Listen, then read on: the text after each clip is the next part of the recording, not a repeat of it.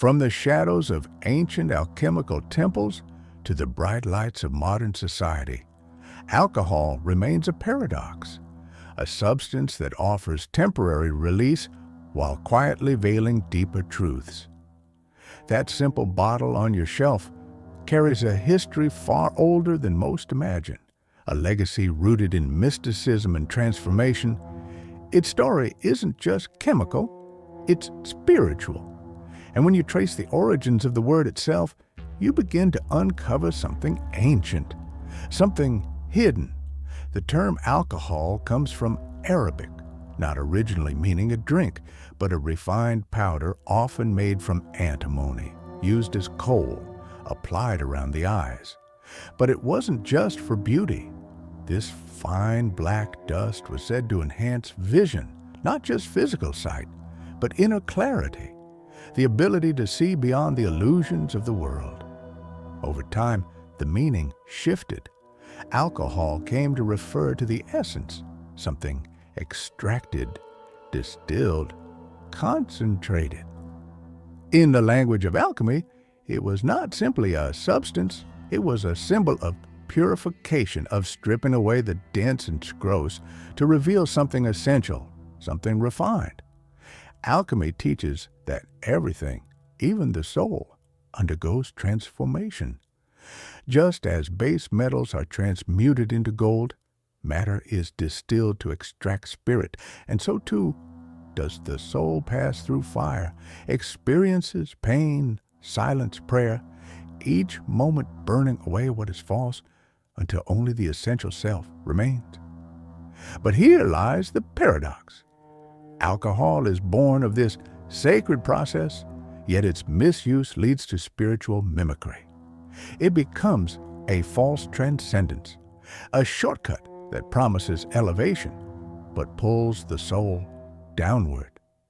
The drinker chases the feeling of elevation, the shift in perception, the softening of boundaries, but without the inner discipline, it remains a shadow of the real thing. Distillation, the very heart of alcohol making, is also the process of spiritual alchemy, separating the pure from the impure, the sacred from the surface. But when we take the product and use it to escape rather than awaken, we reverse the purpose. Instead of finding union with the divine, we drift further from it, entangled in illusion. Alcohol simulates the effects of higher states, expanded perception, openness, euphoria, but these states are fleeting, synthetic. They mimic the states accessed through meditation, prayer, fasting, devotion. But the drink ends, and the soul, instead of ascending, finds itself anchored deeper into the material world. In many mystical paths, the soul is described as a flame, a spark longing to reunite with its source. Alcohol dims this flame. It lowers vibration, weakens clarity, makes it harder for the soul to reach upward. Rather than acting as a bridge, it becomes a veil. The liberation it offers is illusion.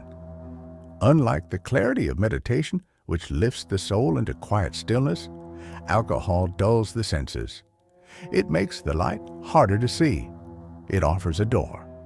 But that door does not lead to truth. It leads to numbness. The pineal gland, known in mystical traditions as the third eye, is the seat of spiritual perception. Alcohol directly impacts this gland, dulling its function, reducing our inner sensitivity, and clouding the connection to the intuitive self. What should be a clear receiver of divine insight becomes static, muffled. Instead of expanding our perception, alcohol creates a wall. Spiritual seekers often speak of cultivating awareness, presence, and subtle energy. But alcohol severs that sensitivity. Over time, this disconnection leads to confusion, stagnation, and loss of inner guidance. We begin to feel aimless, not because something external is wrong, but because the inner compass has gone quiet. The same faculties we are meant to awaken, presence, discernment, clarity, are veiled by repeated intoxication.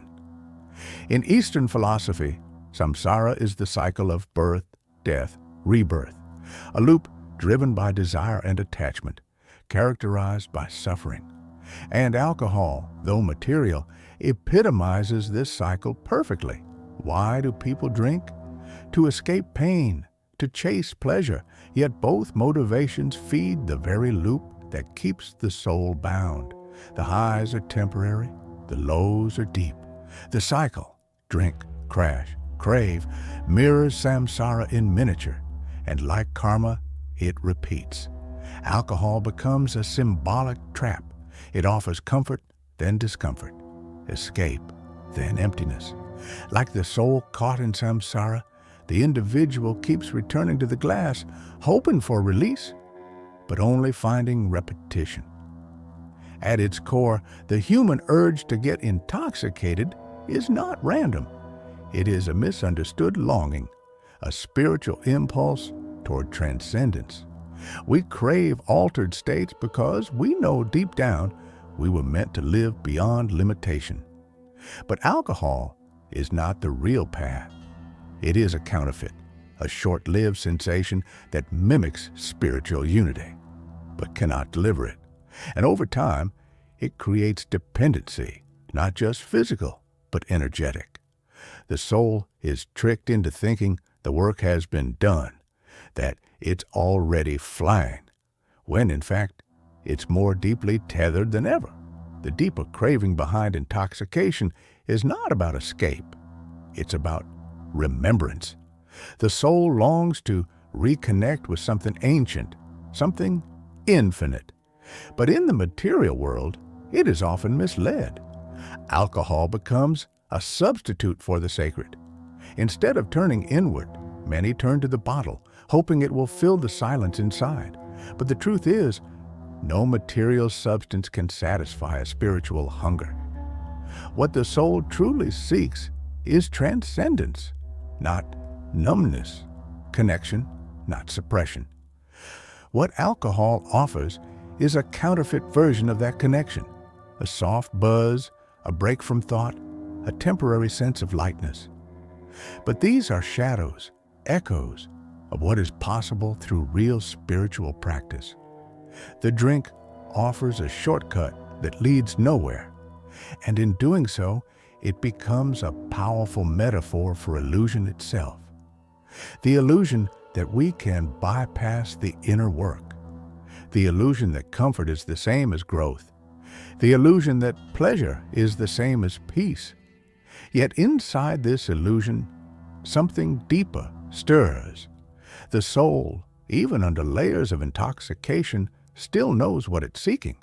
And that knowing, that flicker of longing, is the key to turning it all around. The journey of awakening begins when we recognize this isn't it. This isn't the freedom I was meant to feel. And we begin to redirect the longing. Instead of looking outward to substances, sensations, escapes, we turn inward.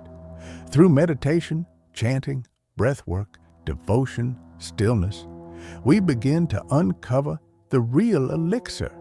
We begin to touch the joy that doesn't end when the bottle is empty, the clarity that doesn't crash after a high.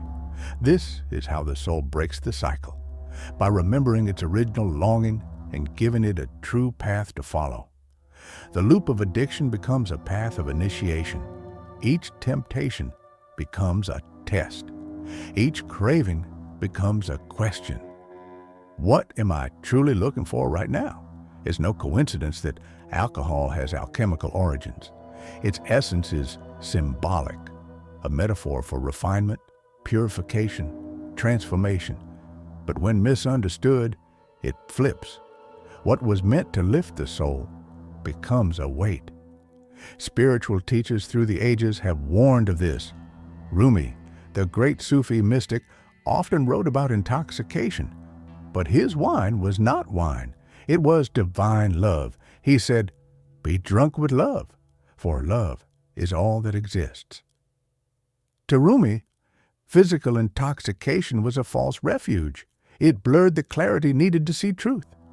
True intoxication came from surrendering to the divine, losing the ego, merging with the beloved. He warned, what seems like freedom in the cup often leads to spiritual numbness, the opposite of awakening. Osho, the modern mystic, also spoke clearly. Awareness is the key to transformation. Alcohol destroys awareness. To him, alcohol was an anesthetic, something used not to awaken, but to avoid, to escape pain rather than transcend it.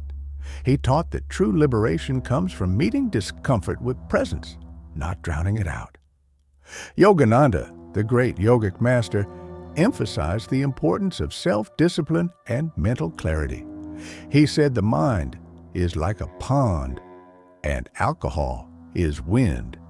It stirs the water. It makes it impossible to see the reflection clearly. He warned that intoxicants veil the inner light, the very light that leads the soul home. For him, enlightenment required mastery of the senses, strength of will, and above all, clarity. Alcohol shattered all three. Across spiritual traditions, alcohol is consistently viewed as a hindrance to awakening. In Buddhism, avoiding intoxicants is one of the 5 precepts. In Hinduism, scriptures warn of its power to corrupt self-control.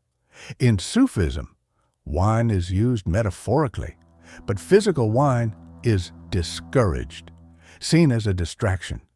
In Gnostic Christianity, wine of the world is a metaphor for attachment to illusion. The true wine is gnosis, spiritual knowledge, not physical pleasure.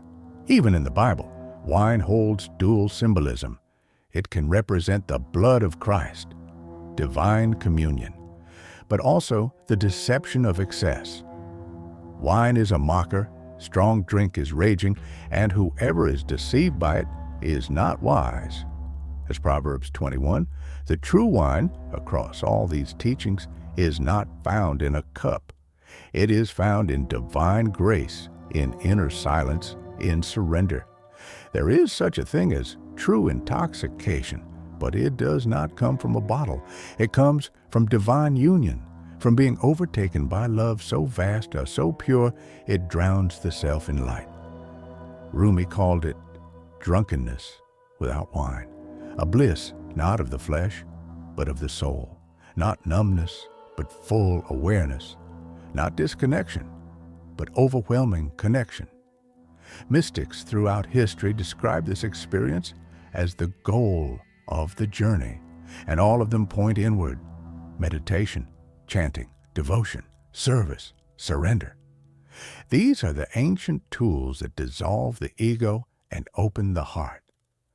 These are the practices that lead to spiritual intoxication, a state of light, love, and divine clarity. As the poet Hafiz once wrote, "I am a flute, and the breath of Christ moves through me." Let that breath move through you. Let the divine flow freely. You don't need the bottle. You just need to remember.